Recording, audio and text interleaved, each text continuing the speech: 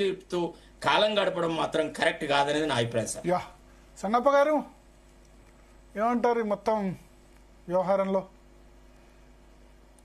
భరత్ చాలా విషయాల్ని శరతను చెప్పిండు, కానీ ఒకటి వాస్తవం, ఈ సభల్ని టిఆర్ఎస్ ఏదో చేయబోయి మొత్తం వాళ్ళు మాట్లాడలేకపోయారు, వేరే వాళ్ళు మాట్లాడుతుంటే వేరే వాళ్ళు మాట్లాడలేకుండా చివరికి వాళ్ళు సస్పెండ్ అయ్యి బయటికి వెళ్ళిపోయారు.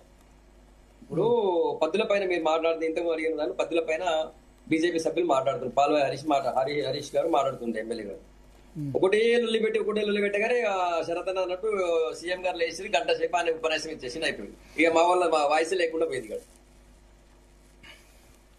టిఆర్ఎస్ వాళ్ళు అన్నెసరీ థింగ్స్ ఒకటి, రెండోది పర్సనల్ టార్గెట్ కి వాళ్ళు వెళ్ళేసరికి వాళ్ళే పెద్ద సత్తా 10 సంవత్సరాలు వాళ్ళ అధికారంలో ఉన్నారు.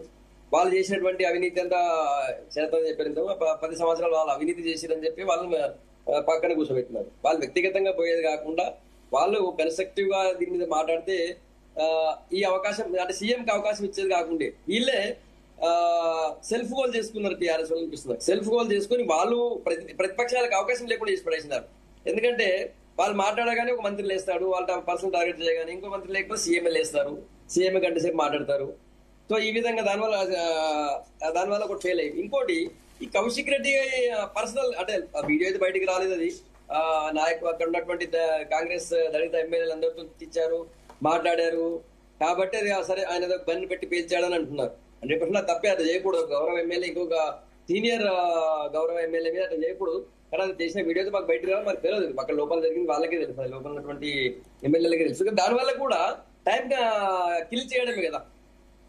అసెంబ్లీలో వీళ్ళు టిఆర్ఎస్ నాయకుల వాళ్ళ వ్యవహార శైలి, వాళ్ళ అటిట్యూడ్ వల్ల టైం కిల్ చేసుకోవడం తప్ప ఏం లేదని నాకు అనిపిస్తుంది. మొదటిది. రెండవది, పెద్దానికి కూడా సీఎం గారు లేచి అందరి టైం అటు వాళ్ళ మంత్రులది, వాళ్ళ ఎమ్మెల్యేలది, చివరి ప్రతిపక్షాలు అందరి టైం సీఎం గారు తీసేసుకున్నారు.